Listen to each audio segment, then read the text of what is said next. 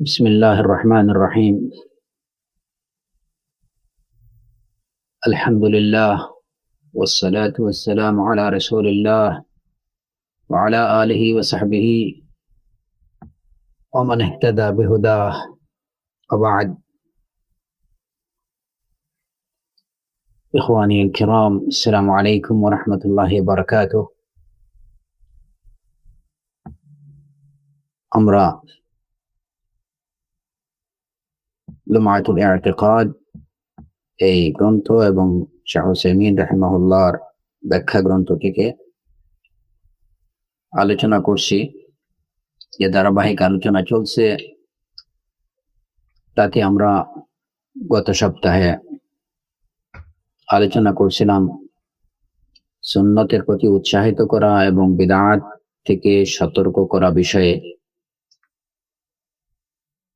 এবং এ বিষয়ে আমরা ইতিমধ্যে জেনেছি রাসূলুল্লাহ সাল্লাল্লাহু আলাইহি ওয়াসাল্লাম তার উম্মাহকে সুন্নতের অনুসরণের নির্দেশ দিয়েছেন এবং বিদআত থেকে সতর্ক করেছেন। এবং আমরা জেনেছি বিশিষ্ট সাহাবী আব্দুল্লাহ ইবনে মাসউদ রাদিয়াল্লাহু আনহু এই বিষয়ে কি বলেছেন।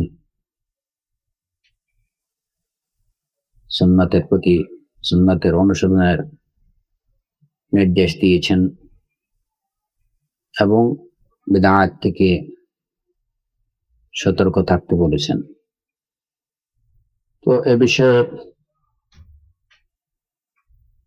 ইমাম ইবনে কুদামা রাহিমাহুল্লাহ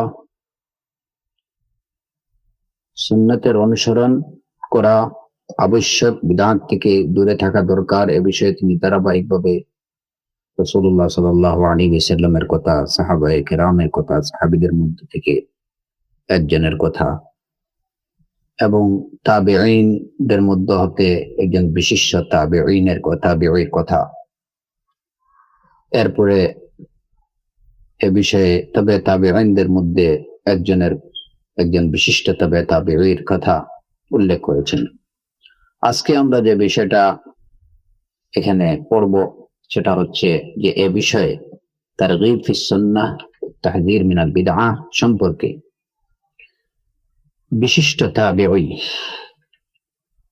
ওমর ইবনে আব্দুল আজিজ রাহিমাহুল্লাহ তিনি কি বলেছেন সে বিষয়ে।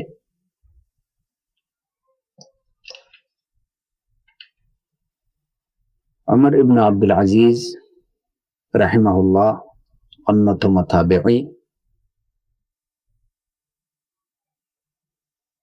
তার জন্ম হলো 63 হিজরিতে এবং তিনি মৃত্যুবরণ করেন 101 হিজরিতে। তিনি ছিলেন অন্যতম তাবেঈ। আমরা গত আলোচনায় এখানে ওমর ইবনে আব্দুল আজিজ রাহিমাহুল্লাহ এ বিষয়ে কি বলেছেন, তারগীব ফিস সুন্নাহ তাহযীর মিনাল বিদআহ সম্পর্কে কি বলেছেন, সে আলোচনায় যাওয়ার আগে আমরা একটু জেনে নেব যে ওমর ইবনে আব্দুল আজিজ রাহিমাহুল্লাহ তিনি কে।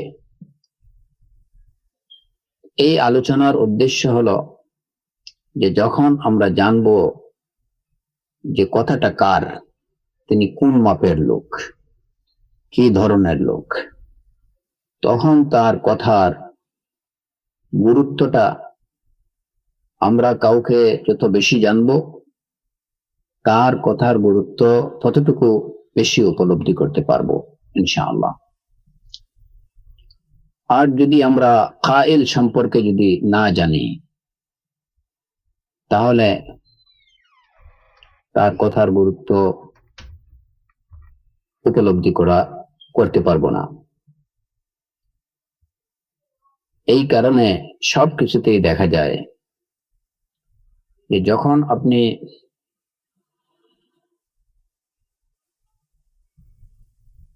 কোনো কিছু জানতে যাবেন তখন তার যিনি বলেছেন তার সম্পর্কে জানা প্রয়োজন হয়, যাতে তার ওই কথাটার গুরুত্ব সঠিকভাবে উপলব্ধি করা যায় বা সঠিকভাবে বোঝা যায়। তো সেই হিসাবে এখানে আমরা প্রথমত ওমর ইবনে আব্দুল আজিজ রাহিমাহুল্লাহ সম্পর্কে একটু জেনে নেব যে তিনি কে। অন্যতম তাবেঈ ছিলেন ওমর ইবনে আব্দুল আজিজ রাহিমাহুল্লাহ, এবং মুসলমান শাসকদের মধ্যে যার নাম স্বর্ণাক্ষরে লেখা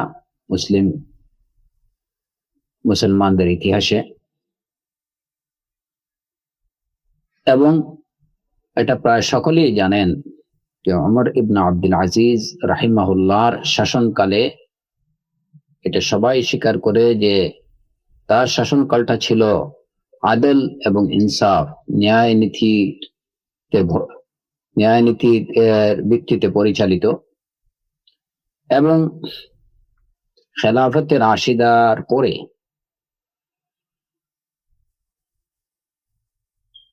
মুসলিম জগৎ এর থেকে বেশি, তার শাসনকাল থেকে বেশি আদল এবং ইনসাফ দেখেনি। খোলাফায়ে আরবা'র খেলাফতের পরে তার শাসনকালটাই ছিল সবচেয়ে বেশি আদল এবং ইনসাফে ভরপুর।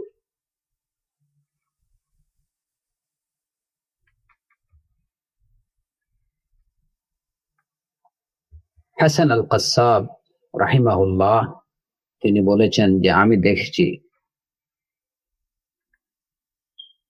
ওমর ইবনে আব্দুল আজিজের খেলাফতকালে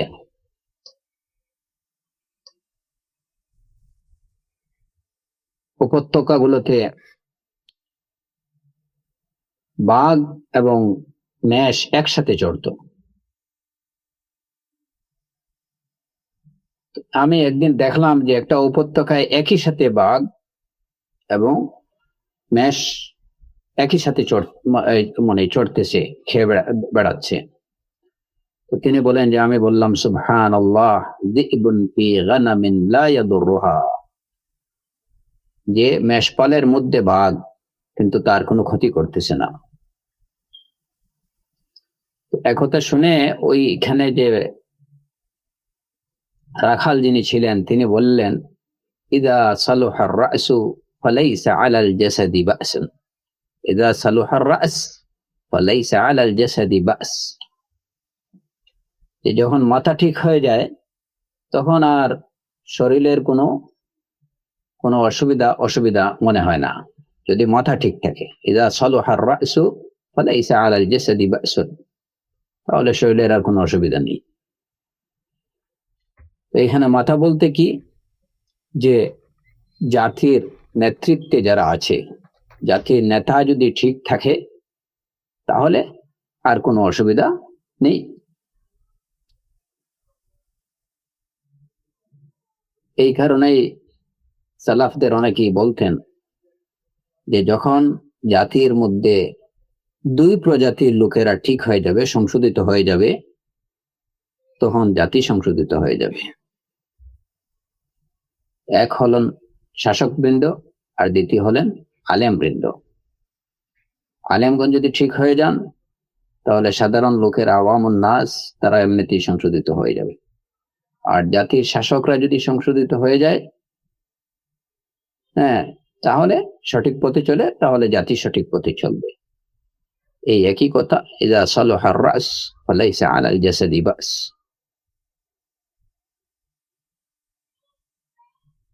মালিক ইবনে দিনার রাহিমাহুল্লাহ বলেন যে যখন ওমর ইবনে আব্দুল আজিজ রাহিমাহুল্লাহ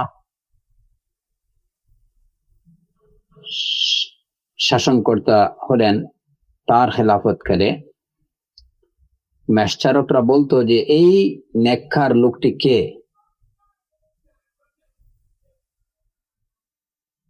যে নেককার লোকের আদল এবং ইনসাফ বাঘকেও আমাদের মেষপাল থেকে সরিয়ে রাখছে, যে বাঘ আমাদের মেষপালের উপরে হানা দিতে পারছে না। এই নেককার লোকটা কে?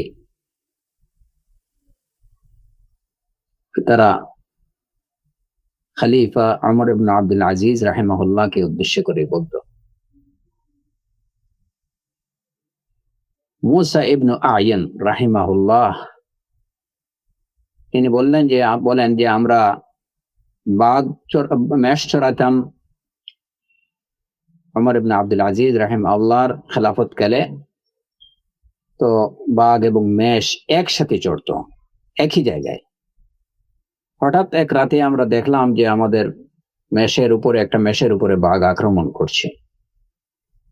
তখনই আমরা বললাম যে এই নেককার লোকটা, অর্থাৎ আমাদের খলিফা, নিশ্চয় তিনি মারা গেছেন। এরপরে খবর নিয়ে জানা গেল যে সত্যি তিনি মারা গেছেন। তো এই ঘটনাগুলো এই যে তারিখ আল খুলাফা এই গ্রন্থে উল্লেখ করা হয়েছে। এই ছিল তার আদল এবং ইনসাফ সম্পর্কে মানুষের মুখে মুখে, জনগণের মুখে মুখে উচ্চারিত কথাগুলো। এই ওমর ইবনে আব্দুল আজিজ সম্পর্কে মালিক ইবনে দিনার রাহিমাহুল্লাহ বলেন যে সবাই বলতো যে তিনি হলেন একজন জাহিদ, দুনিয়া বিমুখ, যার কাছে দুনিয়া দৌড়ে এসেছে, কিন্তু তিনি দুনিয়া থেকে নিজেকে বিমুখ রেখেছেন।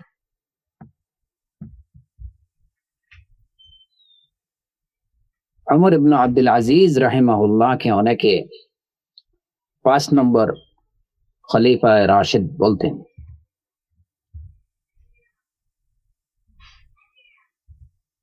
সুফিয়ান সৌরি রাহিমাহুল্লাহ তিনি বলেন যে খলিফা 5 জন, আবু বকর, ওমর, উসমান, আলী এবং ওমর ইবনে আব্দুল আজিজ রাদিয়াল্লাহু আনহুম।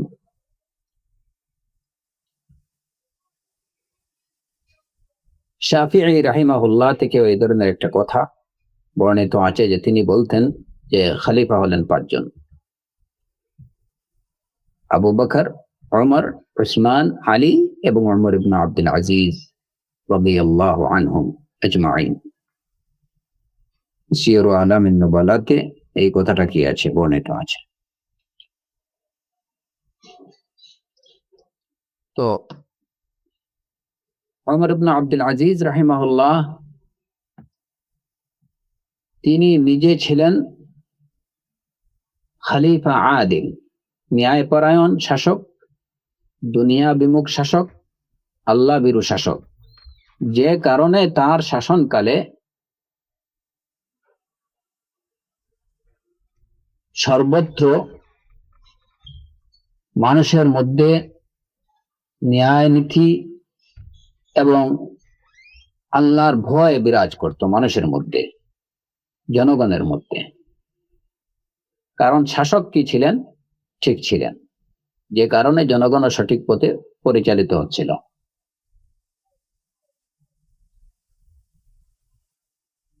শাসক যদি ঠিক না থাকে তাহলে সাধারণ লোকেরা যারা, তারাও ভুল পথে পরিচালিত হবে। এই কারণে এখানে একটা কথা বিশেষভাবে খেয়াল রাখা দরকার। অনেকেই মনে করি আমরা যে যদি আমাদের কাছে রাষ্ট্র ক্ষমতায় চলে আসে তো আমরা সবকিছু ঠিক করে নেব।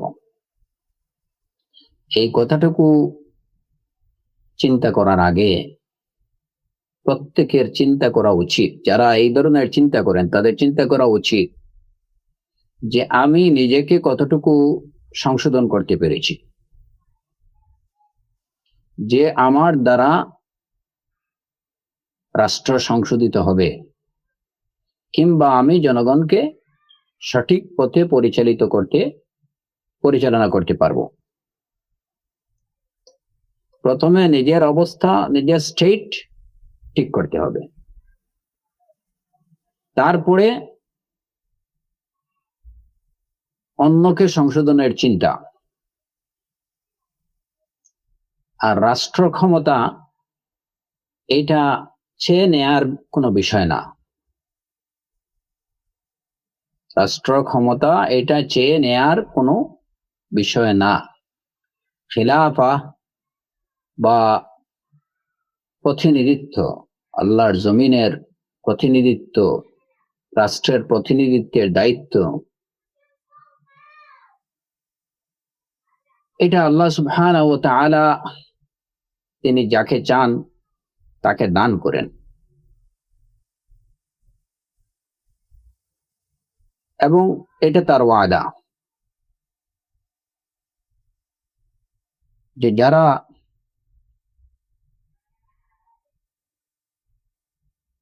ঈমান আনবে এবং সৎকর্ম করবে, আল্লাহ সুবহানাহু ওয়া তাআলা অবশ্যই তাদেরকে খেলাফত দান করবেন।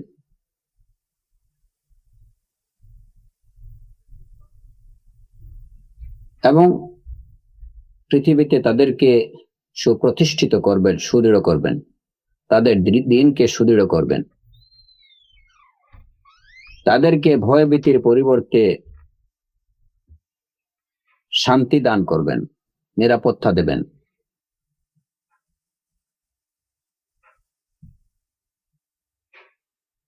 এই যে খেলাফত কাকে দান করবেন? যাদের মধ্যে এই গুণাবলীগুলো আছে। ঈমান থাকতে হবে, প্রকৃত অর্থে মুমিন হতে হবে এবং প্রকৃত অর্থে নেক কাজ, নেককার হতে হবে। প্রকৃত অর্থে নেককার হতে হবে, প্রকৃত অর্থে মুমিন হতে হবে। যেহেতু এটা আল্লাহ সুবহানাহু ওয়া তাআলার ওয়াদা, সুতরাং তার ওয়াদার মধ্যে বিন্দু মাত্র ভুল নাই এবং তিনি তার ওয়াদার ব্যতিক্রম করেন না কখনো। আমরা যদি প্রকৃত অর্থে আমাদের দ্বীনের ব্যাপারে আমাদের দ্বীনের দৃঢ়তা, আমরা একটা স্টেবল রাষ্ট্র চাই,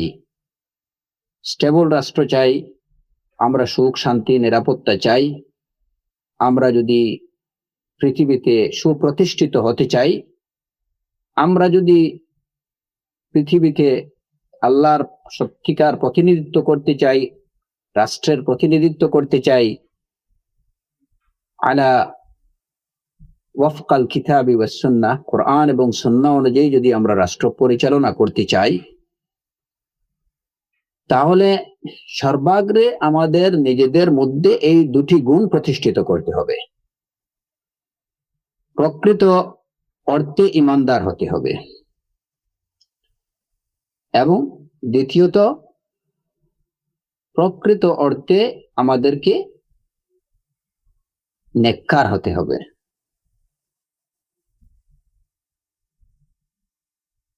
পুণ্যবান হতে হবে। এই দুইটা গুণ যখন আমরা অর্জন করতে পারবো, তখনই আল্লাহ সুবহানাহু ওয়া তাআলা এই যে খিলাফত কিংবা যে ইসলামিক স্টেট প্রতিষ্ঠার জন্য আজকে বিভিন্নভাবে আন্দোলন, বিদ্রোহ, সংগ্রাম চলছে, সেটার প্রয়োজন হবে না। এটা আল্লাহ সুবহানাহু ওয়া তাআলার ওয়াদা যে তিনি সেটা দান করবেন। আর আজকে আমাদের বিভিন্ন দেশে, মুসলমান দেশগুলোতে কিংবা অমুসলিম দেশগুলোতে অনেকেই যে সে নিজে খলিফা হতে চায়, সে নিজে আমির হতে চায়, সে নিজে মালিক হতে চায়, সে নিজে রাষ্ট্র ক্ষমতার অধিকারী হতে চায়। রাষ্ট্র ক্ষমতার অধিকারী হতে চাওয়া, আমির হতে চাওয়া, খলিফা হতে চাওয়া, এইটা কোনোভাবেই আমাদের কি এর মধ্যে কিনা, এটা আমাদের প্রয়োজন নেই। আমার চাওয়া হলো যে আমি নিজেকে প্রকৃত মুমিন হিসাবে প্রতিষ্ঠিত করতে চাই, আমি নিজেকে প্রকৃত অর্থে মুসলিম হিসাবে প্রতিষ্ঠিত করতে চাই, আমি নিজেকে প্রকৃত অর্থে একজন সালেহ হিসাবে গড়ে তুলতে চাই। ব্যাস, আমার কাজ হলো এতটুকু। এবং পরবর্তীতে আল্লাহ সুবহানাহু ওয়া তাআলার সেই ওয়াদা বাস্তবায়নের আশা করতে পারি। আমি যদি এতটুকু করে নেই, তাহলে আমি এরপরে আল্লাহ সুবহানাহু ওয়া তাআলার যে ওয়াদা, সেই ওয়াদার সুদৃঢ় আশা পোষণ করতে পারি। কিন্তু যে শর্তগুলা পূরণের জন্য আমাদেরকে আল্লাহ সুবহানাহু ওয়া তাআলা বলে দিয়েছেন, সেই শর্তগুলো নিজের মধ্যে বাস্তবায়ন না করে, নিজের অবস্থা সংশোধন না করে, যে খেলাফত প্রতিষ্ঠা, ইসলামিক স্টেট রাষ্ট্র প্রতিষ্ঠা, এই যে এগুলা আসলে কল্পনা বিলাসী স্বপ্ন, কিংবা এইগুলাকে দুঃস্বপ্ন বলা চলে। হ্যাঁ, হতে পারে যে অনেক সময় কেউ হয়তো সাময়িকভাবে কোনো এলাকা কিংবা কোনো দেশ দখল করে নিছে, কিন্তু এইটা কিনা এর অর্থ এটা না যে সে খেলাফত পেয়ে গেছে। এটা আল্লাহ সুবহানাহু ওয়া তাআলার পক্ষ থেকে সে আল্লাহর খলিফা হতে পারেনি। এটা আল্লাহ প্রদত্ত। হ্যাঁ, আল্লাহ প্রদত্ত। যদি ওয়া মা তাশাউনা ইল্লা আন ইয়াশা আল্লাহু রাব্বুল আলামিন, সে যেভাবেই হোক, ভাই হোক আর বাইক হোক, যেভাবেই হোক, হয়তো কেউ নেতৃত্ব দখল করে নিছে, দেশ দখল করে নিছে, হতে পারে। এটা হয়তো অবশ্যই হয়েছে আল্লাহ সুবহানাহু ওয়া তাআলার ইচ্ছায়, কিন্তু সেই ইচ্ছাটা দুই ধরনের। একটা হলো যেটা আল্লাহ সুবহানাহু ওয়া তাআলার পছন্দ অনুযায়ী, আর একটা হলো তার স্বাভাবিক নিয়ম অনুযায়ী। এটা তার পছন্দ না, এটা তার পছন্দ না। ফামান শাআ ফালিউমিন ওয়া মান শাআ ফালিয়াকফুর। সেই কেউ চাইলে ঈমান আনতে পারে, কেউ চাইলে কুফর করতে পারে। এই শক্তি, এই সামর্থ্য আল্লাহ সুবহানাহু ওয়া তাআলা মানুষকে দিয়ে দিয়েছেন। তো এখন যদি কেউ কুফর পছন্দ করে, হিদায়াতকে বাদ দিয়ে যদি গুমরাহি অবলম্বন করে, তাহলে সেটাও আল্লাহর ইচ্ছেই। কিন্তু এর অর্থ এটুকু না যে আল্লাহ সুবহানাহু ওয়া তাআলা তার এই কুফরকে, তার এই গুমরাহিকে পছন্দ করে। ঠিক এইভাবে অনেক সময় জালেমরা মুসলমানদের উপরে ছড়াও হয়, এটাও আল্লাহ সুবহানাহু ওয়া তাআলার ইচ্ছেই হয়ে থাকে। এর পিছনে অসংখ্য হিকমা এলাহিয়া বিদ্যমান, অনেক হিকমা এর মধ্যে আছে। কিন্তু এর দ্বারা এইটুকু ভাবার কোনো কারণ নেই যে ওই লোকের প্রতি সম্ভবত আল্লাহ সুবহানাহু ওয়া তাআলা সন্তুষ্ট, কিংবা সে ওই যে দুইটা কন্ডিশন মনে হয় সে ফুলফিল করে নিছে, যে কারণে সে এই রাষ্ট্র ক্ষমতার অধিকারী হতে পারছে। মোটেই না। যখন কোন লোক ইমানদার এবং আমলে সালেহের একজন পুণ্যবান নেককার লোক যখন আমরা দেখতে পাবো রাষ্ট্র ক্ষমতায়, তখন আমরা বুঝবো যে এই লোক আল্লাহ সুবহানাহু ওয়া তাআলার প্রদত্ত যে ওয়াদা, সেই ওয়াদারই প্রতিফলন করছে তার মধ্যে। আর এইটা শুধুমাত্র যে একজন সংশোধন হলেই হয়ে যাবে এমন না।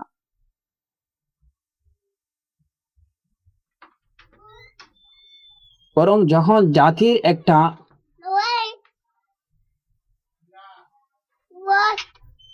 কিছু সংখ্যক লোক, কমপক্ষে কিছু সংখ্যক লোক যখন নিজেদেরকে সংশোধন করে নেবে, তখন খিলাফতের এই ওয়াদা তাদের মধ্যে বাস্তবায়িত হওয়ার আশা করা যায় আল্লাহ সুবহানাহু ওয়া তাআলার ওয়াদা অনুযায়ী। অতএব নিজেদের অবস্থা সংশোধন না করে শুধুমাত্র যে আমরা যদি রাষ্ট্র ক্ষমতায় চলে যাই তাহলে সবকিছু ঠিকঠাক করে নেব, আদৌ না। বরঞ্চ রাষ্ট্র ক্ষমতার নাগাল পেলে আপনারা আরো সবচেয়ে বেশি সর্বনাশ হবেন। এবং এটা ইতিহাস যদি পর্যালোচনা করা যায়, তাহলে দেখা যায় এই অবস্থাই ঘটছে। মুসলমানদের কাছে যখন রাষ্ট্র ক্ষমতা গেছে, এই বনি উমাইয়া, উসমানীয় শাসন যেটা, এগুলার দিকে দেখেন যে এই যে এদের পতনের মূল কারণটা কি? রাষ্ট্র ক্ষমতা কি মুসলমানদের কাছে ছিল না? কিন্তু কেন পতন হলো এবং পতনটা যে কত নিকৃষ্ট ভাবে হয়েছে, আল্লাহুল মুস্তাআন। এর কারণ কি? যে তারা নিজেদের অবস্থা সংশোধন করতে পারেনি, যে কারণে তারা নিজেরা ধ্বংস হয়েছে এবং সাথে সাথে একটা জাতিকেও তারা ধ্বংস করছে। এই কারণে যে এই ধূম্রজাল বা এই স্বপ্ন, এই দিবা স্বপ্ন কখনো দেখা উচিত না যে আমরা রাষ্ট্র ক্ষমতায় চলে গেলে এই সবকিছু ঠিকঠাক করে নেব। আমাকে দেখতে হবে যে আমি আমার নিজের রাষ্ট্রকে নিজে কতটুকু সংশোধন করতে পারছি। এইটা যদি সংশোধন করতে পারি, আপনি আমি আমরা সবাই নিজেদের অবস্থা সংশোধন করে নিতে পারি, নিজেদেরকে প্রকৃত মুমিন হিসাবে গড়ে তুলতে পারি, নিজেদেরকে প্রকৃত অর্থে নেক কাজকারী বানাতে পারি, নেককার হিসাবে গড়ে তুলতে পারি, তাহলে তখনই আমরা আল্লাহ সুবহানাহু ওয়া তাআলার এই ওয়াদার আশা করতে পারি এবং আল্লাহ সুবহানাহু ওয়া তাআলা অবশ্যই তার এই ওয়াদা বাস্তবায়ন করবেন। সুতরাং রাষ্ট্র ক্ষমতা এইটা আন্দোলনের মাধ্যমে, সংগ্রামের মাধ্যমে, সশস্ত্র আন্দোলনের মাধ্যমে এটা কেড়ে নেওয়ার কোনো বিষয় না।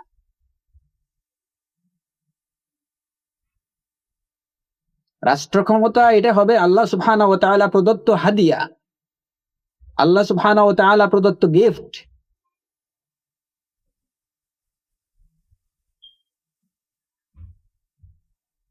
আর নতুবা কোনোভাবে রাষ্ট্রের উপরে চড়াও করা, হ্যাঁ, বা সাময়িক সময়ের জন্য দখল করে নেয়া, এটার মধ্যে কোনো কল্যাণ থাকবে না। দখল করে নেওয়া যেতে পারে, কিন্তু এটার মধ্যে কোনো কল্যাণ থাকবে না।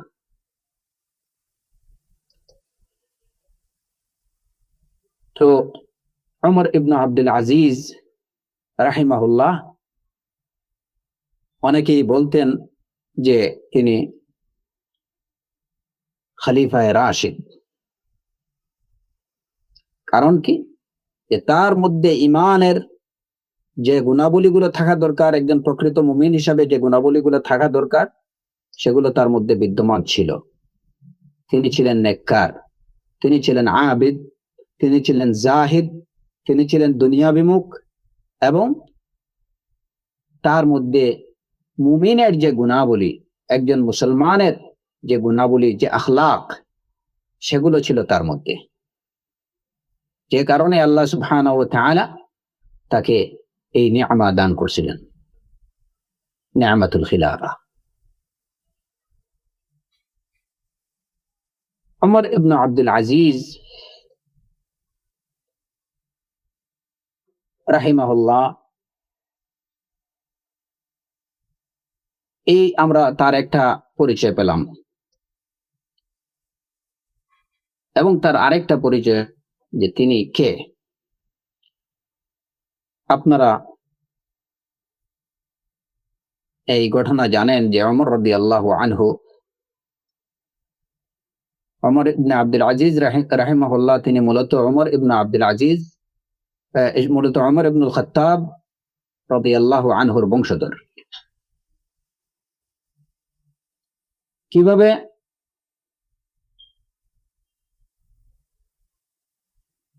ওমর রাদিয়াল্লাহু আনহু তার খিলাফত কালে আপনারা জানেন যে তিনি প্রায় প্রতি রাত্রি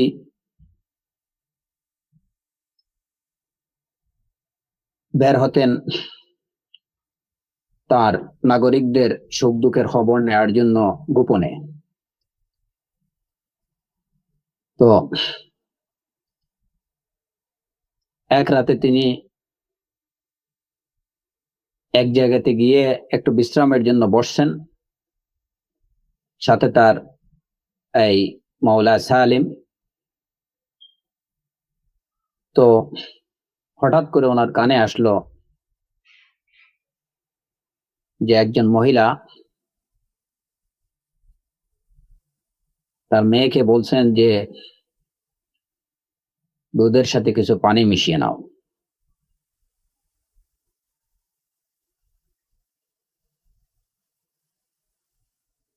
তো ওই মেয়েটা বলছে যে না, আমি এটা পারবো না, তুমি কি জানো না যে আমিরুল মুমিনিন এটা নিষেধ করছেন, দুধের সাথে পানি মিশাতে নিষেধ করছেন। তো ওই মহিলা বললেন যে দেখো, তুমি উঠো, যাও দুধের সাথে পানি মিশাও, কারণ তুমি যেখানে আসো এখানে ওমর তোমাকে দেখছেন না। এখানে যদি তুমি পানি মিশিয়ে নাও দুধের সাথে, তাহলে ওমর তো আর দেখতেছেন না, তুমি দুধের সাথে পানি মিশিয়ে নাও। ওই মেয়ে বললেন যে যদি ওমর আমাকে দেখছেন না, ফাইন্না রাব্বা উমর ইয়ারানি, ইন কানা উমর লা ইয়ারানি ফাইন্না রাব্বা উমর লা ইয়ারানি। যদিও ওমর আমাকে দেখছেন না, কিন্তু ওমরের রব কত আমাকে দেখছেন। আল্লাহু আকবার। এই মেয়ের এই জবাব শুনে ওমর রাদিয়াল্লাহু আনহু খুব আশ্চর্য হয়ে গেলেন যে তার ঈমান এবং তার তাকওয়াল্লাহ দেখে, তার আল্লাহ ভীতি দেখে। অন্ধকার রাতে মা বারবার বলতেছেন, একদিকে তাদের প্রয়োজন, অভাব অনটনের কারণে দুধের সাথে পানি মিশানো দরকার, মা বলতেছেন যাও দুধের সাথে পানি মিশাও, কিন্তু ওই মেয়ে বলতেছে যে না, আমি পারবো না। যদিও ওমর দেখতেছেন না বা দেখবেন না, কিন্তু ওমরের রব তো দেখবেন আমি কি করছি।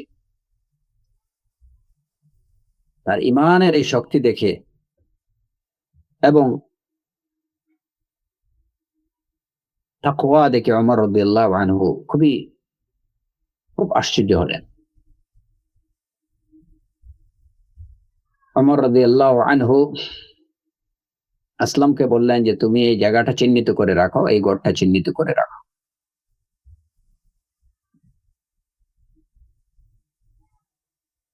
পরের দিন ওইখানে ওমর রাদিয়াল্লাহু আনহু আসলামকে পাঠালেন যে জায়গাটা দেখে এসো এবং এখানে কে আছে তাদের খবর নিয়ে আসো। উনি গিয়ে খবর পেলেন যে এখানে বনি হিলাল গোত্রের একজন মা এবং মেয়ে এই ঘরে থাকেন এবং তাদের কোনো অভিভাবক নেই। খবর আসার পরে ওমর রাদিয়াল্লাহু আনহু তার ছেলেদের সবাইকে একত্রিত করলেন, করে বললেন যে তোমাদের মধ্যে কারো কি বিয়ের প্রয়োজন আছে? হাল ফীকুম মান ইয়াহতাজু ইলা ইমরাআ উযাওয়িজুহু, তোমাদের মধ্যে কারো কি কোনো প্রয়োজন আছে, বিয়ের প্রয়োজন আছে? থাকলে বলো, আমি তাকে বিয়ে দেব।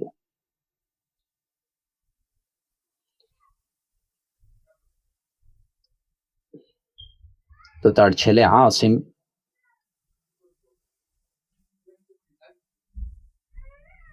বললেন যে আমার তো কোনো যে বাবা, আমার তো কোনো বউ নেই, তো আমাকে বিয়ে দাও। ওমর রাদিয়াল্লাহু আনহু তাকে পাঠাইলেন, যাও ওই মেয়েকে বিয়ে করে নিয়ে আসো। ওই মেয়েকে ওমর রাদিয়াল্লাহু আনহুর ছেলে আসিম রাদিয়াল্লাহু আনহু বিয়ে করলেন।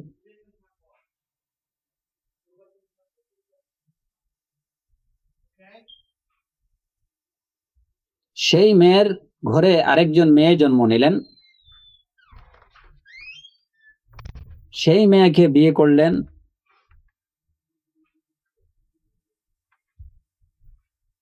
আব্দুল আজিজ ইবনু মারওয়ান,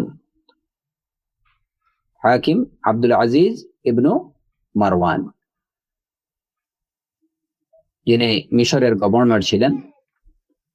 আব্দুল মালিক ইবনে মারওয়ানের ভাই আব্দুল আজিজ ইবনে মারওয়ান। ওই ওই আসিম রাদিয়াল্লাহু আনহুর স্ত্রীর ঘরে যে মেয়ে হলো, ওই মেয়েকে বিয়ে করলেন আব্দুল আজিজ ইবনে মারওয়ান। আর সেই আব্দুল আজিজ ইবনে মারওয়ানের ছেলে হলেন উমর ইবনু আব্দুল আজিজ, যার কথা আমরা আজকে এখানে আলোচনা করছি।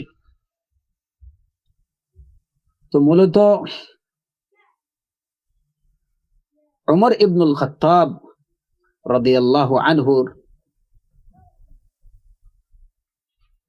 বংশের সাথে সম্পৃক্ত এবং কোন মহিলার নাতি যিনি গভীর রাতে রাতের অন্ধকারেও বলছেন এই যদিও ওমর দেখছেন না ফাইন্না রাব্বা ওমর ইয়ারানি।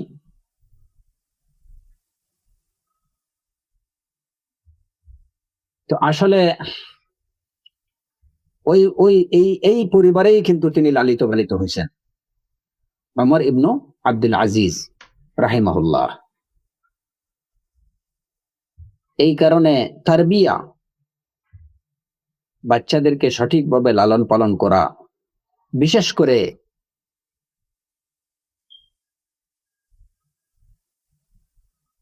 মায়েদের তারবিয়ত সন্তানদের জন্য খুবই প্রয়োজন, খুবই প্রয়োজন। যদি একজন মা সঠিকভাবে ইসলামের উপরে, ইসলাম সম্পর্কে জানে এবং ইসলামকে অনুসরণ করে, তাহলে একজন মুসলিমা নারী একটা জেনারেশন, একটা মুসলিম জেনারেশন গিফট করতে পারে, গড়ে তুলতে পারে। এর জন্য নারীদের এবং বিশেষ করে মায়েদের প্রথমত দিন চর্চা করা, কোরআন এবং সুন্নাহর সঠিক অনুসারী হওয়া, এটা খুবই প্রয়োজন। কারণ মায়েরা যদি সঠিক থাকেন, তারা যদি, তাদের মধ্যে যদি আল্লাহ ভীতি থাকে, তাদের মধ্যে যদি দিনদারি থাকে, তাহলে তাদের সন্তানরা বেদিন কিংবা বদ্দিন হতে পারে না সাধারণত।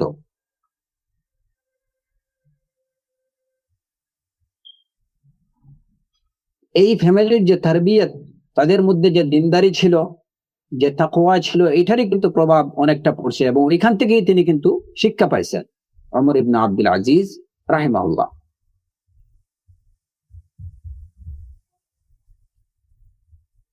যে কারণে গোটা বিশ্ব যে ন্যায়ের প্রতীক হিসাবে একজন আদিল রাষ্ট্রপ্রধান হিসাবে, খলিফা হিসাবে ওমর ইবনে আব্দুল আজিজকে সমগ্র বিশ্ব চিনে। এমনকি ইসলামের দুশ্মনরা পর্যন্ত এটুকু স্বীকার করে যে তিনি ছিলেন অত্যন্ত ন্যায়পরায়ণ।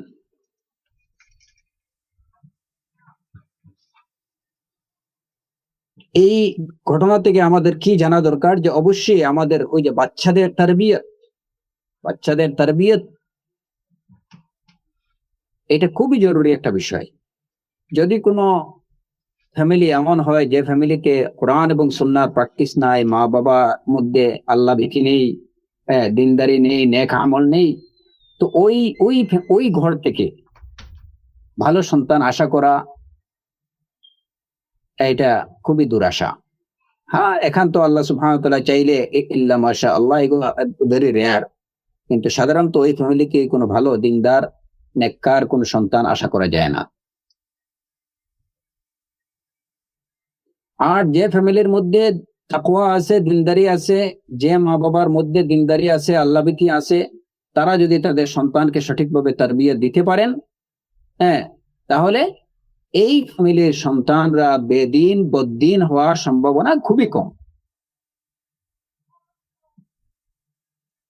এটা খুবই প্রয়োজন। ওমর ইবনে আব্দুল আজিজ রাহিমাহুল্লাহ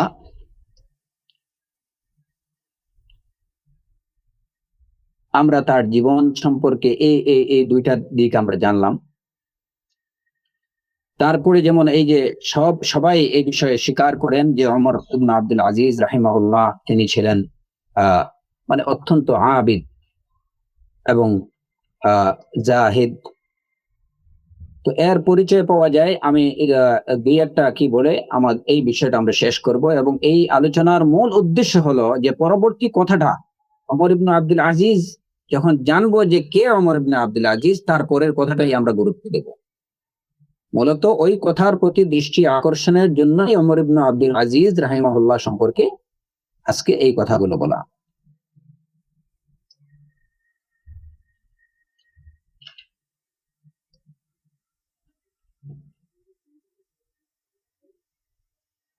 সালামা ইবনে দিনার রাহিমাহুল্লাহ, যিনি মদিনার একজন বিশিষ্ট আলিম ছিলেন, মদিনার কাজীও ছিলেন। তো তিনি বলেন যে একবার আমি ওমর ইবনে আব্দুল আজিজের দরবারে হাজির হলাম।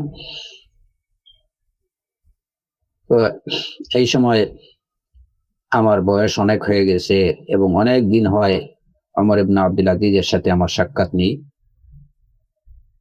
তো গিয়ে আমি তাকে ঘরে পেলাম, কিন্তু দেখে আমি তাকে চিনতে পারছিলাম না,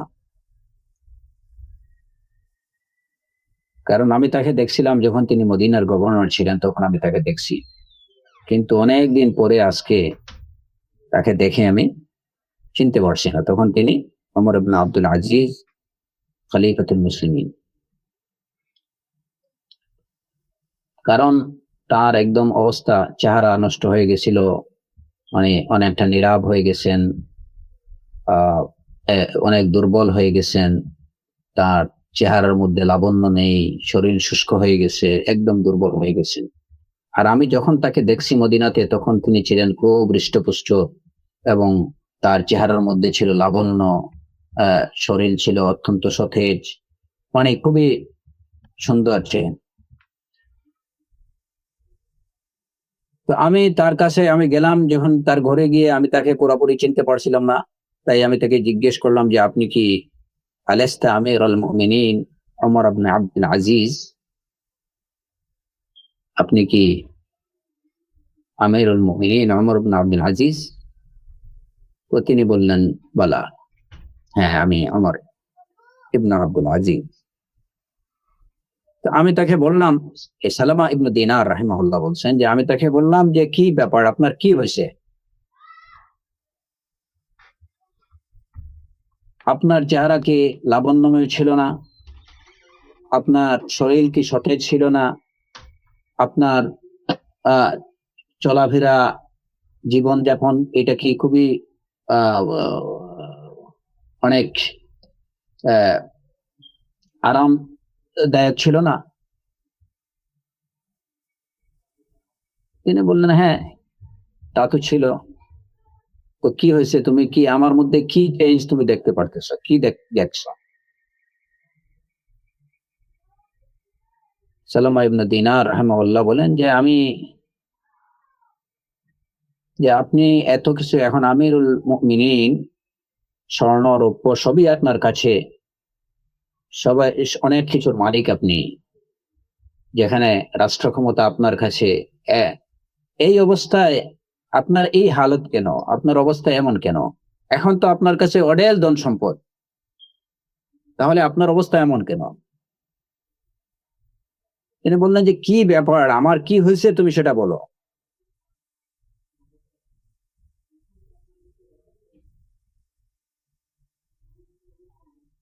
তিনি বললেন যে আপনার শরীর তো একদম শুকিয়ে গেছে, আপনার চামড়া একদম শুকিয়ে গেছে, হ্যাঁ শরীর একদম, আপনি অনেক দুর্বল হয়ে গেছেন, চামড়া শুকিয়ে গেছে, আপনার চেহারা লাবণ্য নষ্ট হয়ে গেছে, একদম নীলাভ হয়ে গেছেন, আপনার চোখগুলো একদম ভিতরে চলে গেছে, একই অবস্থা।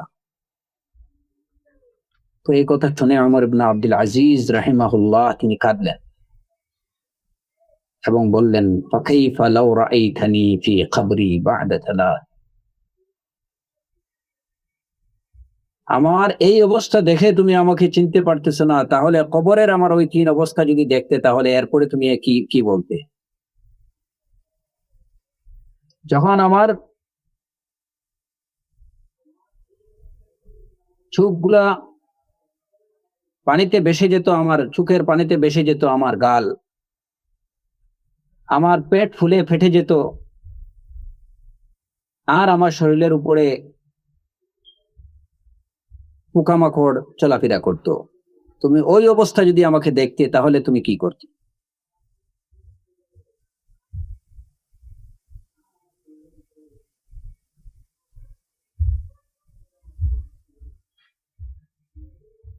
তাহলে তো এখন তুমি আমার মধ্যে এই পরিবর্তন, আমার শারীরিক এই পরিবর্তন দেখে তুমি আমাকে চিনতে পারতেছো না, আর যদি আমার কবরের ওই অবস্থা হতো, তাহলে তাহলে তুমি কি বলতে?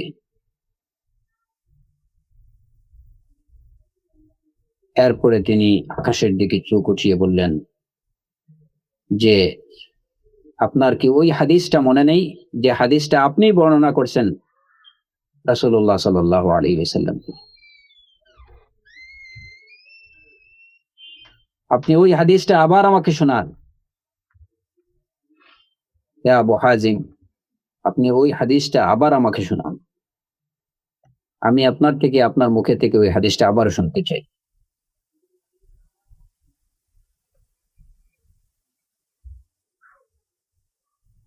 তার অনুরোধের প্রেক্ষিতে তিনি বললেন যে আমি সামি'তু আবু হুরায়রা রাদিয়াল্লাহু আনহু ইয়াকুল সামি'তু রাসূলুল্লাহ সাল্লাল্লাহু আলাইহি ওয়াসাল্লাম ইয়াকুল ইন্না বাইনা আইদিকুম আকাবাতান কাউদা লান ইয়াজুজাহা ইল্লা কুল্লু দামিরিন মাহজুব লান ইয়াজুজাহা ইল্লা কুল্লু দামিরিন মাহজুব। যে তোমাদের সামনে রয়েছে দুর্গম গিরিপথ কিংবা দুর্গম পাহাড়, যেটা বেয়ে ওঠা অনেক কষ্টকর এবং খুবই ভয়ঙ্কর। এই চূড়ায়, এই পাহাড়ের চূড়ায় শুধুমাত্র কেউ উঠতে পারবে না, শুধুমাত্র কে ছাড়া, ইল্লা কুল্লু দামিরিন মাহজুল। এবং অন্য রওয়ায়াতে আছে যে একদম পাতলা, হালকা পাতলা লোক ছাড়া কেউ উঠতে পারবে না।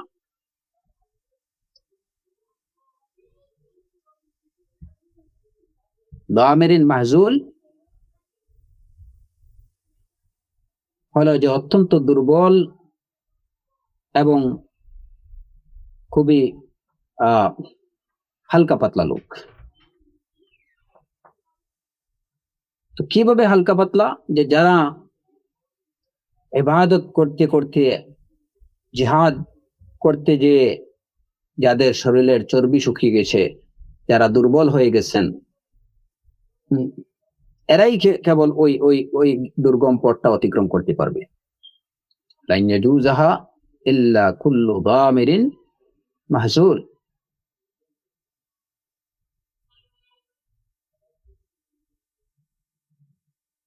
অন্য রিওয়ায়াতে লা ইয়ানজু মিনহা ইল্লা কুল্লু মুখিফফিন।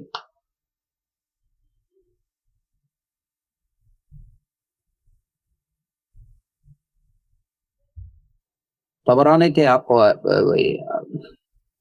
আবু দারদা রাদিয়াল্লাহু আনহু থেকে অনুরূপ অর্থেরই একটা হাদিস বর্ণিত, যে উম্মু দারদা রাদিয়াল্লাহু আনহা আবু দারদা রাদিয়াল্লাহু আনহুকে বললেন যে মা লাকা লা তাতলুবু মা ইয়াতলুবু ফুলান ও ফুলান, যে ওই অমুক লোক যা চায় তুমি সেটা চাও না, কি ব্যাপার? তখন তিনি বললেন যে ইন্নী সামি'তু রাসূলুল্লাহ সাল্লাল্লাহু আলাইহি ওয়াসাল্লাম ইয়াকুল ইন্না ওয়ারাআকুম আকাবাতান কাউদা লা ইয়াজুজুহাল মুসকিলুন। তোমাদের সামনে, তোমাদের পিছনে রয়েছে আকাবাতান কাউদা, দুর্গম গিরিপথ। ভারী লোকেরা এটা কি অতিক্রম করতে পারবে না। ফাআনা উহিব্বু আন আতাখাফফাফা লিতিলকাল আকাবা। ওই চূড়ায় চড়ার জন্য আমি চাই, আমি হালকা থাকতে চাই। তার মানে কি? এই হালকা থাকা বা এই যে দামিরিন মাহজুল, দুর্বল হওয়া, যে নিজেকে আল্লাহ সুবহানাহু ওয়া তাআলার ইবাদতের মধ্যে মশগুল রেখে, আমি চাই না যে একদম দুনিয়ার আরাম আয়েশ উপভোগ করে একদম হৃষ্টপুষ্ট, আর খুব আরাম আয়েশের জীবন আমি উপভোগ করি, আর এর দ্বারা আখিরাতে আমার গুনাহের পাল্লা ভারী হোক, পাপের পাল্লা ভারী হোক, আমি এটা চাই না। আমি হালকা পাতলা থাকতে চাই। যতটুকু সম্ভব দুনিয়া থেকে যখন মানুষ বিমুখ থাকে, ইবাদতের মধ্যে, আল্লাহ সুবহানাহু ওয়া তাআলার দাসত্বের মধ্যে যত বেশি মশগুল থাকবে, তত বেশি সে, তার পাপের বোঝা তত হালকা হবে এবং সেই দুর্গম গিরিপথ পাড়ি দেওয়া তার জন্য সহজ হবে।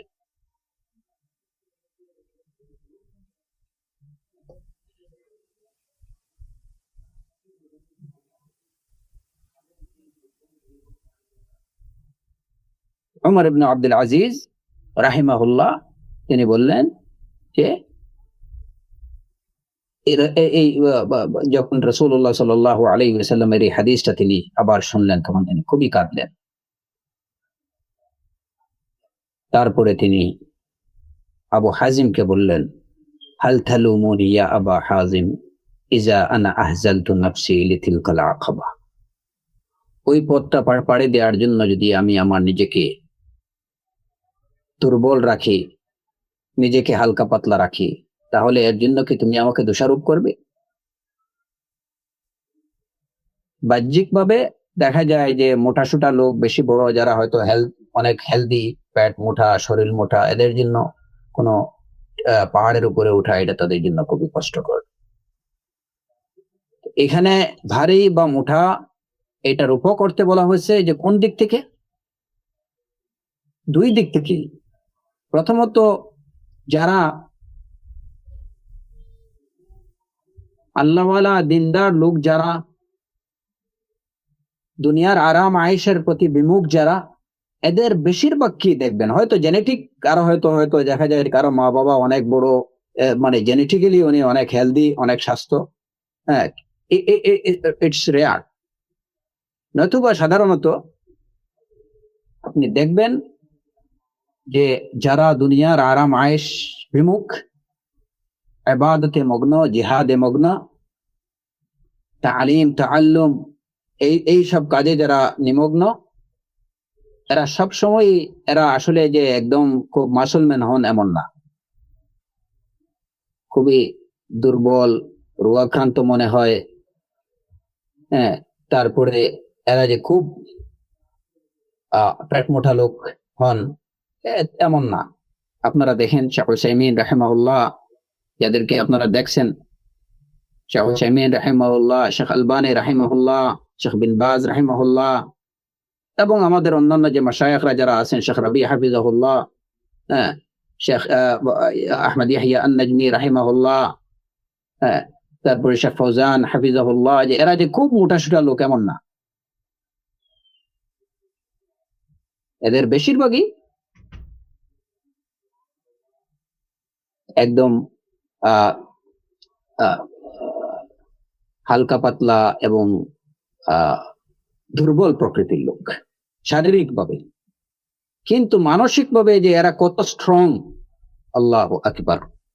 আমরা যখন তাদের জীবনী সম্পর্কে, তাদের সিরা সম্পর্কে জানবো, তখন আমরা বুঝতে পারবো যে এদের মানসিকতা, ওনারা মন মানসিকতার দিক থেকে তারা কত স্ট্রং।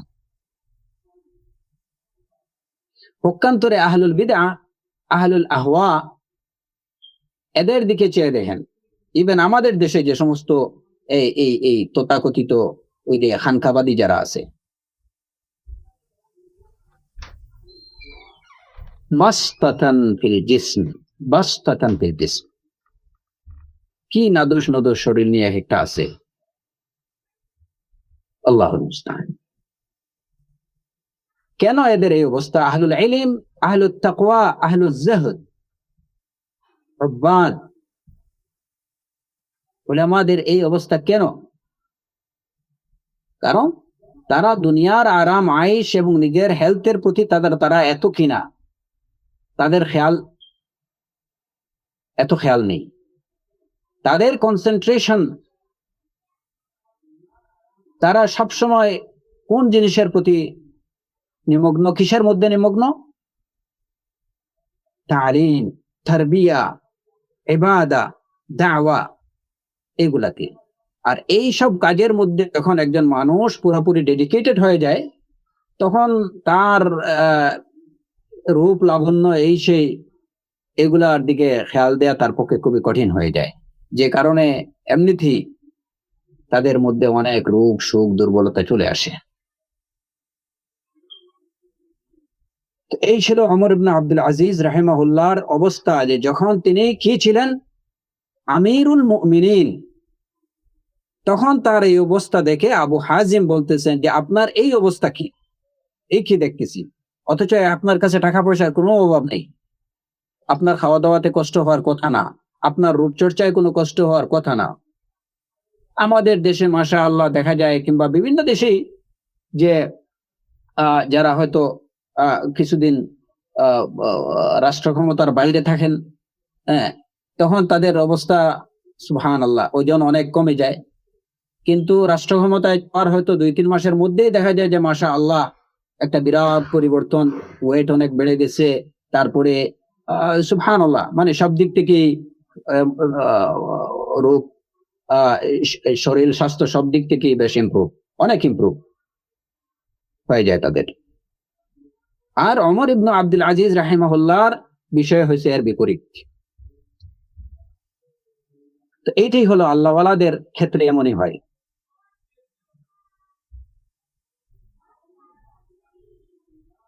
দুনিয়া বিমুখতা সম্পর্কে তার, যখন তিনি খুবই অসুস্থ, তার দুনিয়া বিমুখতার পরিচয় পাওয়া যায় এই ঘটনা থেকে।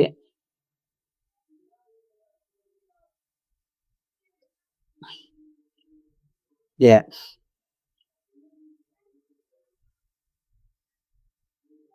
ইবনে আব্দুল হাকাম তার সিরাত ওমর ইবনে আব্দুল আজিজ নামক কিতাবে তিনি বর্ণনা করে যে যখন ওমর ইবনে আব্দুল আজিজ রাহিমাহুল্লাহ তার মৃত্যুর সময় আসলো, তখন মাসলামা ইবনে আব্দুল মালিক রাহিমাহুল্লাহ তার কাছে গিয়ে উপস্থিত হলেন এবং তাকে বললেন যে আমিরুল মুমিনিন, আপনি তো আপনার ছেলেদেরকে তাদের মুখ খালি রেখেছেন, অর্থাৎ তাদেরকে তেমন কিছু আপনি দিয়ে যাননি। অতএব যদি আপনি আমাকে কিংবা আপনি যাকে ভালো মনে করেন, আপনার আহলে বাইতের মধ্যে যাদেরকে ভালো মনে করেন, তাকে যদি তাদের বিষয়ে কোনো ওসিয়ত করে যেতেন তাদেরকে কিছু দেওয়ার জন্য। তো এই কথা বলে যখন তিনি তার কথা শেষ করলেন, তখন ওমর ইবনে আব্দুল আজিজ রাহিমাহুল্লাহ বললেন, আজলিসুনি, আমাকে উঠিয়ে বসাও। তো তাকে বসানো হলো। বসার পরে তিনি বললেন যে আমি মাসলামা, তুমি যা বলছো আমি শুনেছি। তুমি যে কথাটা বললে যে আমি আমার সন্তানদের মুখে আমি খালি রেখেছি মাল থেকে, মানে তাদেরকে কোনো মাল আমি দেইনি, তো ওয়াল্লাহি আমি তাদেরকে তাদের কোনো হক থেকে বঞ্চিত করিনি।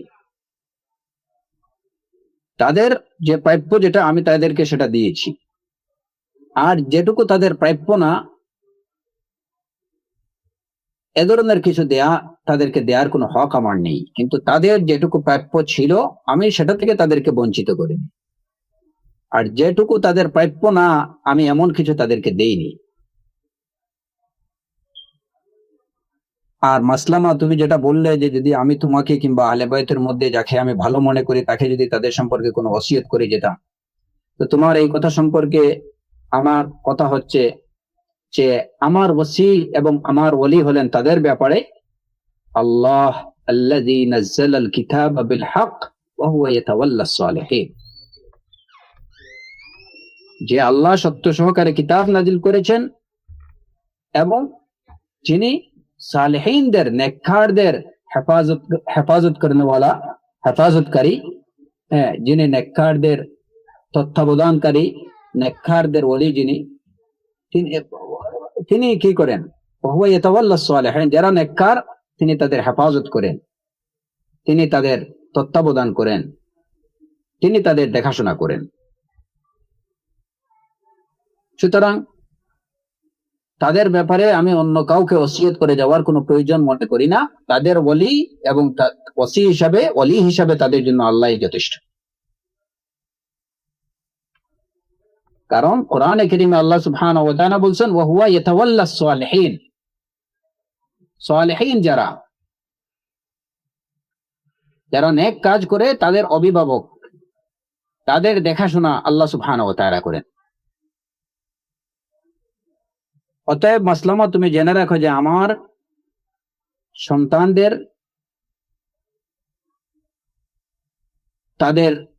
তারা হয়তো দুই ধরনের হবে।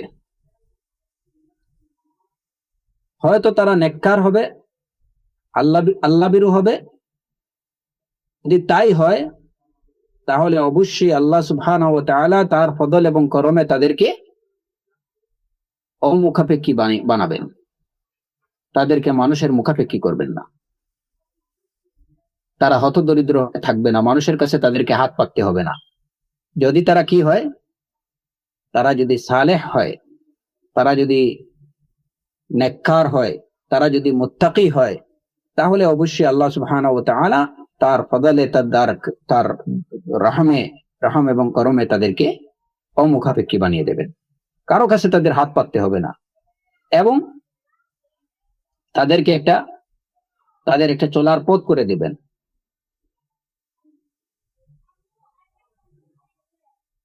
এই কথাটাই কোরআনে কারীমে আল্লাহ সুবহানাহু ওয়া তাআলা বলছেন, ওমাই ইয়াত্তাকিল্লাহ ইয়াজআল লাহু মাখরাজা ওয়া ইয়ারযুকহু মিন হাইসু লা ইয়াহতাসিব।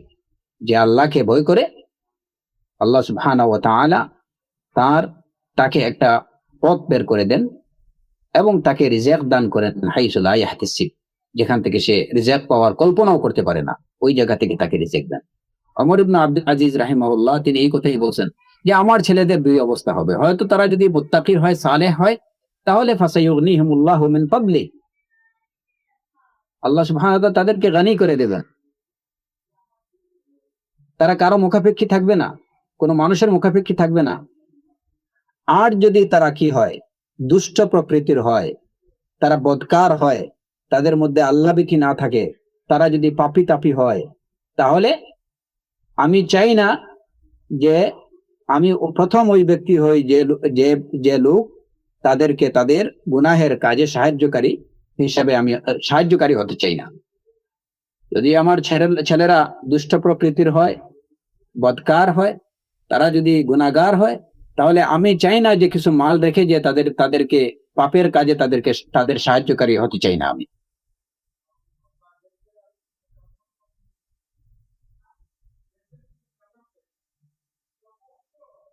কোরআনে কারীমে এই সম্পর্কে আল্লাহ সুবহানাহু ওয়া তাআলা বলছেন, ওমান আ'রাদা আন যিকরি ফাইন্না লাহু মাঈশাতান দানকা ওয়া নাহশুরুহু ইয়াওমাল কিয়ামাতি আ'মা। ওমান আ'রাদা আন যিকরি, যে আমার জিকির থেকে, আমার স্মরণ থেকে যে বিমুখ হয়ে যাবে, ফাইন্না লাহু মাঈশাতান দানকা, তার মাঈশা, তার জীবন যাপনটা হবে অত্যন্ত সংকীর্ণ। ওয়া নাহশুরুহু ইয়াওমাল কিয়ামাতি আ'মা, ইয়াওমাল কিয়ামা তাকে অন্ধ করে তোলা হবে। আল্লাহ সুবহানাহু ওয়া তাআলা বলেন যে আমি কিয়ামতের দিন তাকে উঠাবো এমন অবস্থায় যে সে হবে অন্ধ। ক্বালা রাব্বি লিমা হাশারতানি আ'মা ওয়া কাদ কুনতু বাসীরা, সে বলবে যে হে আল্লাহ, আমাকে অন্ধ করে উঠালে কেন, আমার তো দুনিয়াতে আমার চোখ ছিল। ক্বালা কাযালিকা আতাতকা আয়াতুনা ফানাসিতাহা ওয়া কাযালিকা আল-ইয়াওমা তুনসা, যে এইভাবে তোমার কাছে আমার আয়াতগুলো আসছিল, তুমি ওইগুলাকে দিব্যি ভুলে গেছিলে। ওয়া কাযালিকা আল-ইয়াওমা তুনসা, ঠিক এইভাবে আজকে তোমার অবস্থা কি ছিল দুনিয়াতে, এটা ভুলে যাওয়া হয়েছে। তোমার চোখ ছিল না, এটা ভুলে যাওয়া হয়েছে। মূল কথা হলো মান আ'রাদা আন যিকরি ফাইন্না লাহু মাঈশাতান দানকা, যে আল্লাহর জিকির থেকে বিমুখ হয়ে যাবে তার জীবন হয়ে যাবে সংকীর্ণ। পক্ষান্তরে ওমাই ইয়াত্তাকিল্লাহ ইয়াজআল লাহু মাখরাজা,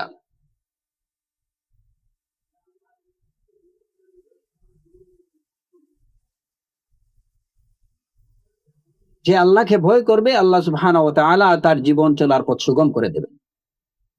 ওয়াদুল্লাহ, আল্লাহ সুবহানাহু ওয়া তাআলার ওয়াদা। তো ওমর ইবনে আব্দুল আজিজ রাহিমাহুল্লাহ তার ছেলেদের ব্যাপারে, তার ছেলে সন্তান প্রায় 19 জনের মতো ছিলেন, বিভিন্ন রিওয়ায়াত থেকে যেটুকু জানা যায়, তাদের সম্পর্কে বলতে যদি এরা নেককার হয় তাহলে তাদের সম্পর্কে তারা কিভাবে চলবে, তাদের ধন সম্পদের বিষয়ে আমি চিন্তা করি না। ফাসায়ুগনিহিমুল্লাহু মিন ফাদলি, আর যদি তারা পাপী তাপী হয়, বদকার হয়, তাহলে আমি চাই না কিছু সম্পদ রেখে তাদের পাপের কাজে সহযোগিতা করতে, সাহায্যকারী হতে। এরপরে ওমর ইবনে আব্দুল আজিজ রাহিমাহুল্লাহ বললেন, আজ আমার ছেলেদের ডাকো। তাদেরকে ডাকা হলো, তারা আসলেন, তাদেরকে দেখার পরে তার চোখ থেকে পানি, অশ্রু ঝরল। এটা স্বাভাবিকভাবে মাহাব্বা তাবেইয়া, ন্যাচারাল যে ভালোবাসা সন্তানদের প্রতি, তারই বহিঃপ্রকাশ ঘটলো, যে জীবনের শেষ মুহূর্তে সন্তানদেরকে দেখতেছেন এবং তিনি জীবন মৃত্যুর সন্ধিক্ষণে তিনি বললেন,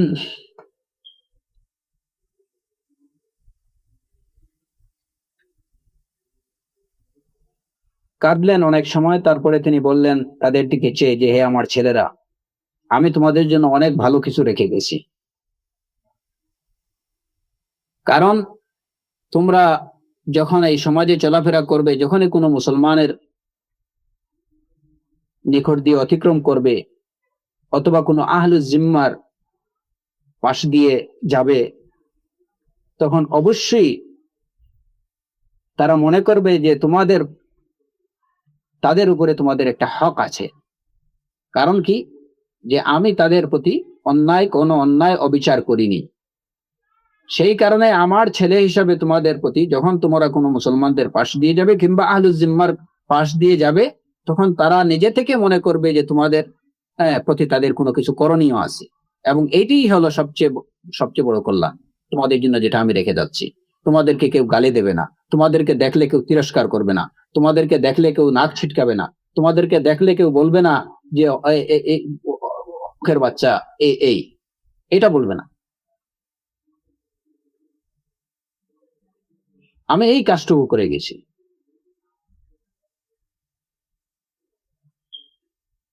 আমার সন্তানরা, তোমাদের সামনে তোমাদেরকে আমি দুইটা চয়েস দিচ্ছি।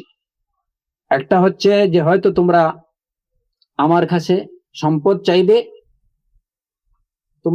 চাইবে আর তোমাদের বাবা জাহান্নামে যাক, এটা তোমরা চাইবে। আর নতুবা তোমরা ফখর চাইবে, তোমরা দরিদ্রতা অবলম্বন করবে আর তোমাদের বাবা জান্নাতে যাক, এটা তোমরা চাইবে। এবং আমি আশা করি যে তোমরা এটাই চাইবে যে আমার বাবা জান্নাতে যাক আর আমরা দরিদ্রতাই অবলম্বন করি। এটাকেই তোমরা প্রাধান্য দিবে বলে আমি মনে করি।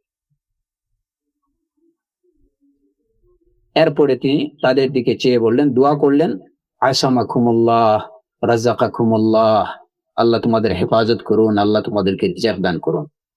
তো মাসলামা বলেন যে আমি বললাম যে আমিরুল মুমিনিন, আমার কাছে এর থেকে ভালো কিছু আছে, আমার কাছে 3000 দিনার আছে, আপনি এগুলা নেন আর এটা তাদের মধ্যে বন্টন করে দেন। তো ওমর ইবনে আব্দুল আজিজ রাহিমাহুল্লাহ বললেন যে মাসলামা, এর থেকে আর ভালো কিছু তোমার কাছে নাই? আমার কাছে এর থেকে ভালো কিছু আছে। সেটা কি? সেটা হলো যে তুমি এই 3000 দিনার যাদের থেকে আনছো, তুমি তাদেরকে ওইটা ফেরত দিয়ে দাও, কারণ এটা তোমার হক না, ওইটা তাদের হক। যাদের কাছ থেকে আনছো ওইটা তাদেরকে দিয়ে দাও। এই কথা শোনার পরে মাসলামা ইবনে আব্দুল মালিকের চোখ থেকে পানি পড়তে শুরু করলো এবং তিনি আমিরুল মুমিনিন ওমর ইবনে আব্দুল আজিজের জন্য দোয়া করলেন, আল্লাহ যেন তাকে রহম করেন। এবং তিনি বললেন যে আপনি আমাদের চোখ খুলে দিলেন।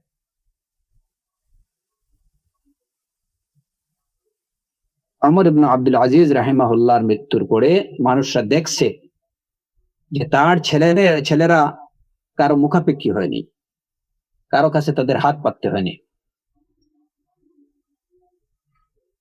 কারণ ওই যে বাবার থেকে যে তারবিয়ত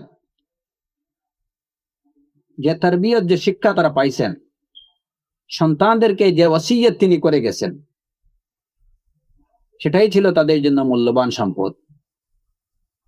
ও গতদিনে আমরা যে আলোচনা করছিলাম যে ইব্রাহিম আলাইহিস সালাম, ইয়াকুব আলাইহিস সালাতু ওয়াস সালাম তাদের সন্তানদেরকে কি ওসিয়ত করে গেছিলেন? দ্বীনের ওসিয়ত। ওমর ইবনে আব্দুল আজিজ রাহিমাহুল্লাহ তার সন্তানদেরকেও ওই দ্বীনের ওসিয়তই করে গেছেন, যার কারণে দুনিয়ার ব্যাপারে তাদের কোনো চিন্তা করতে হয়নি। আমরাও যদি এই বিষয়গুলা জেনে যদি আমরা এগুলা নিজেরাও কি করতে পারি, যে আমরা আমাদের সন্তানকে সব সময় যে তারবিয়ত, যে তালিম দেব, সেই তালিমটা যদি হয় দ্বীনি তারবিয়ত, তাদেরকে যদি আমরা দ্বীনের ওসিয়ত করে যেতে পারি, তাহলে তাদের দুনিয়ার বিষয়ে চিন্তা করতে হবে না। আর যদি তাদেরকে দ্বীনের বিষয়ে না জানিয়ে, দ্বীনের বিষয়ে কোন ওসিয়ত না করে শুধু দুনিয়ার বিষয়ে ওসিয়ত করে, যে বাবা এই ব্যাংকে আমি তোমার জন্য এত রেখে গেলাম, ওই জায়গাতে তোমার জন্য অত কাঠা জমি রেখে গেলাম, ওই জায়গাতে তোমার জন্য একটা ফ্ল্যাট রেখে গেলাম, এই সব ওসিয়ত যদি করে যাওয়া হয়, ওমান আ'রাদা আন যিকরি ফাইন্না লাহু মাঈশাতান দানকা, তাহলে যত কিছুই আপনি রেখে যান, আপনার ছেলে, আপনার সন্তান অবশ্যই সংকীর্ণ জীবন যাপন করবে এবং সে গুনাহের পথে যাবে এবং এই গুনাহে সাহায্যকারী হিসাবে আপনি গণ্য হবেন। আ'আযানাল্লাহু মিন যালিক। এই ছিল ওমর ইবনে আব্দুল আজিজ রাহিমাহুল্লাহ। সেই ওমর ইবনে আব্দুল আজিজ রাহিমাহুল্লাহ তারগীব ফিস সুন্নাহ ওয়াত তাহযীর মিনাল বিদআহ, সুন্নাতের প্রতি উৎসাহিত করে এবং বিদআত থেকে মানুষকে সতর্ক করতে যে তিনি বলেছেন, কিফ হাইসু ওয়াকাফাল কাওম, কিফ হাইথু ওয়াকাফাল কওম, কওম যেখানে থেমে গেছেন তোমরা সেখানে থেমে যাও। সেই কওম কারা? সেই কওম হলেন যে জাতি যেখানে থেমে গেছেন তোমরা ওইখানে থেমে যাও। এখানে এই কওম বা জাতি বলতে কাদের বোঝানো হয়েছে? রাসূলুল্লাহ সাল্লাল্লাহু আলাইহি ওয়াসাল্লাম এবং তার সাহাবায়ে কেরামদেরকে বোঝানো হয়েছে যে আকীদা এবং আমলের বিষয়ে রাসূলুল্লাহ সাল্লাল্লাহু আলাইহি ওয়াসাল্লাম এবং সাহাবায়ে কেরামরা যেখানে থেমে গেছেন ঠিক সেখানে তোমরা থেমে যাও, আর আগে যেও না। কারণ কারণ কি? ফাইন্নাহুম আন ইলমিন ওয়াকাফু, তারা জেনে শুনেও এখানে থামছেন। ওয়া বিবাসরিন নাফিদিন কাফু, এবং তারা তীক্ষ্ণ দৃষ্টি নিয়েই তারা কি করছেন? বিরত থাকছেন, আর সামনে যাননি। যদি দিনের আকীদার বিষয়ে, আমলের বিষয়ে আর যদি কিছু করার থাকতো তাহলে তারা সেটা করতেন, কিন্তু তারা যেখানে থেমে গেছেন তারা জেনে শুনে বুঝেই ওইখানে থামছেন। অতএব কিফ হাইসু ওয়াকাফাল কওম, যেখানে রাসূলুল্লাহ সাল্লাল্লাহু আলাইহি ওয়াসাল্লাম এবং তার সাহাবায়ে কেরামরা থামছেন তোমরা ওই জায়গাতেই থামো। ওয়ালাহুম আলা কাশফিহা কানু আকওয়া, কারণ তারা জেনে শুনে থামছেন, তারা তীক্ষ্ণ দৃষ্টি রেখে বিরত থাকছেন সামনে যাওয়া থেকে। ওয়ালাহুম আলা কাশফিহা কানু আকওয়া, আর যদি কোনো বিষয় থাকতো তাহলে সেই বিষয়টা উন্মোচনে তারা সবচেয়ে বেশি শক্তিশালী ছিলেন। ওই বিষয়টা উন্মোচনের শক্তি ছিল তাদের বেশি, তোমাদের থেকে তারা বেশি শক্তি রাখতেন। যে যদি দিনের বিষয়ে আর কোনো কিছু থাকে তা ওই বিষয়টা, ওই রহস্যটা উন্মোচনের শক্তি তাদের বেশি ছিল। অবিল ফজলি লাউ খানা ফিহা আহরা, যদি অন্য কোনো বিষয়ে কোনো ফজিলত থাকতো তাহলে ওই ফজিলত অর্জনের সবচেয়ে বেশি দাবিদার ছিলেন তারা। কিন্তু দেখা যায় যে এত সত্ত্বেও তারা কি করেননি, যেখানে ওই এক জায়গাতে গিয়ে থেমে গেছেন। তারা যেখানে থামছেন তোমরা ওই জায়গাতেই থামো, আর সামনে যেও না। কারণ আর সামনে যাওয়ার যদি কিছু থাকতো তাহলে সেটা তারা ওই কওম নবী সাল্লাল্লাহু আলাইহি ওয়াসাল্লাম এবং সাহাবায়ে কেরাম সেটা উন্মোচন করে যেতেন। যে না, দিনের আরো কিছু বাকি আছে, ওইটা তারা উন্মোচন করে যেতেন। দিনের আরো কিছু প্র্যাকটিস করার যদি ফজিলত থাকতো তাহলে সেটা অবশ্যই তারা করতেন, কারণ ফজিলত অর্জনের সবচেয়ে বেশি দাবিদার এবং অধিকারী তারা ছিলেন। তারা সেটা করতেন, তারা করেননি। এখন যদি তোমরা বলো ফালা ইন কুলতুন হাদাসা বা'দাহু, যে বিষয়টা তাদের পরে আসছে, ফামা আহদাসাহু ইল্লা মান খালাফা হাদিয়াহুম, তাহলে আমরা বলবো যে এই ইহদাস বা এটা আবিষ্কার কারা করছে? মান খালাফা হাদিয়াহুম, যারা তাদের রাসূলুল্লাহ সাল্লাল্লাহু আলাইহি ওয়াসাল্লাম এবং তার সাহাবায়ে কেরামদের হিদায়াতের বিরোধিতাকারীরাই এটা ইনোভেট করছে, এটা আবিষ্কার করছে পরবর্তীতে। যারা রাসূল সাল্লাল্লাহু আলাইহি ওয়াসাল্লাম এবং সাহাবায়ে কেরামের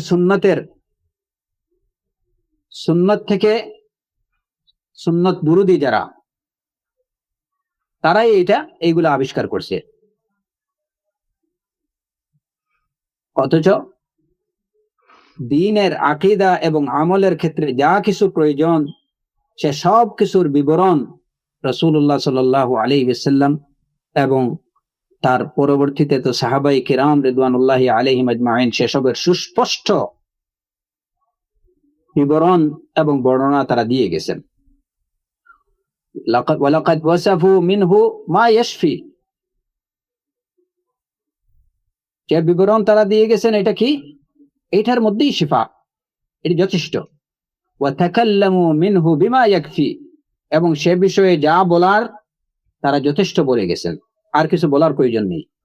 ফামা ফাওকাহুম মুহাসসির ওয়া মা দুনাহুম মুকাসসির, সুতরাং তাদের থেকে বেশি যারা বলতে যাবে বা করতে যাবে, ফামা ফাওকাহুম মুহাসসির, তাহলে সেটা কি হবে?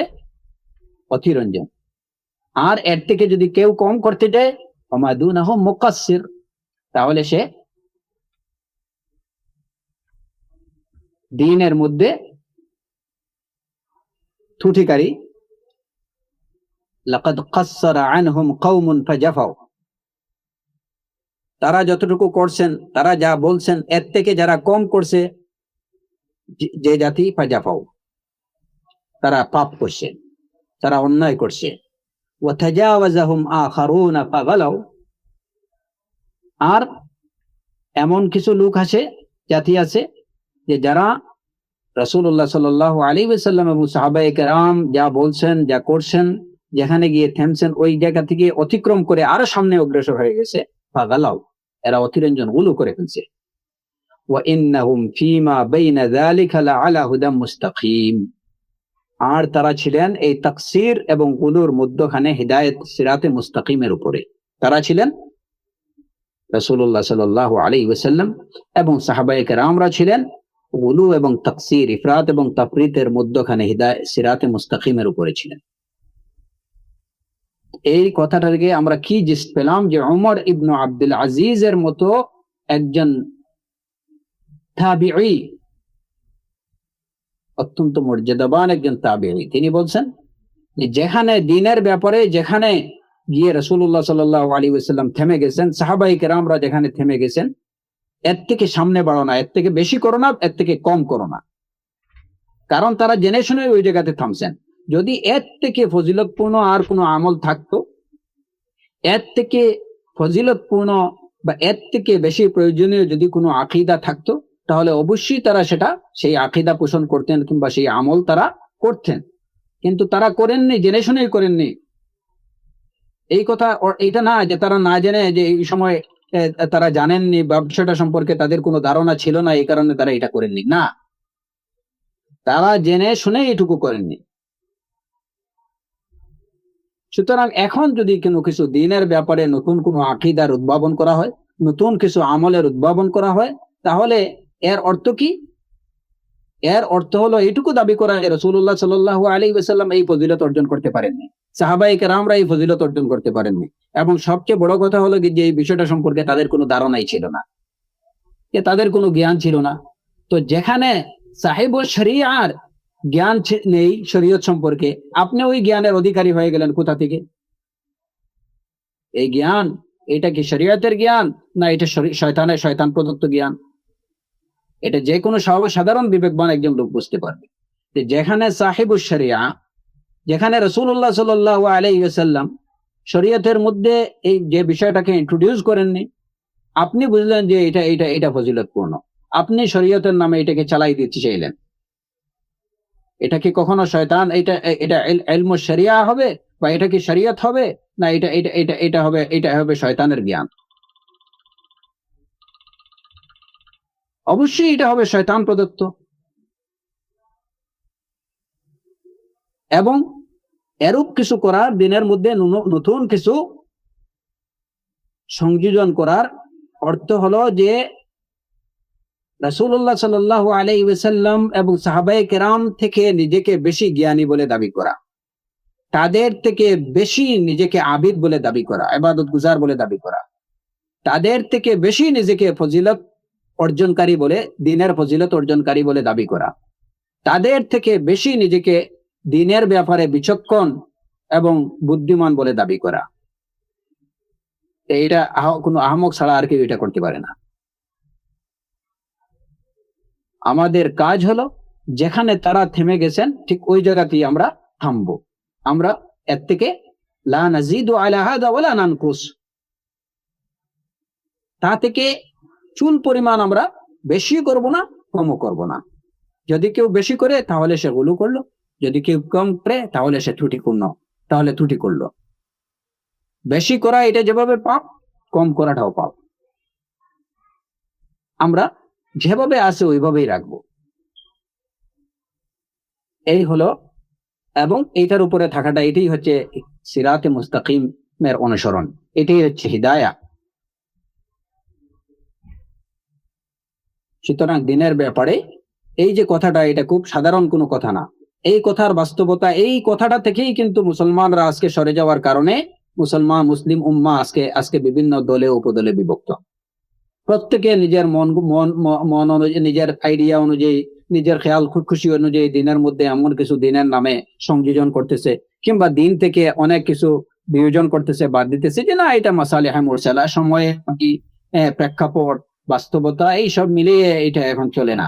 কিংবা সময়ের দাবি, এখন এটা আমাদের যদিও কি নেই, রাসূল সাল্লাল্লাহু আলাইহি ওয়াসাল্লাম বা সাহাবায়ে কেরাম এটা করেননি, ঠিক আছে, এখন এটা করলে কোনো অসুবিধা নাই, এটা ইসলামের স্বার্থে কাজে আসবে। আপনি এত এত এত জ্ঞানী লোক থেকে আসলেন? আপনি বিবেচনা করার কে? শরীয়তের বিষয়ে বিবেচনা করার অধিকার কোনো মানুষের?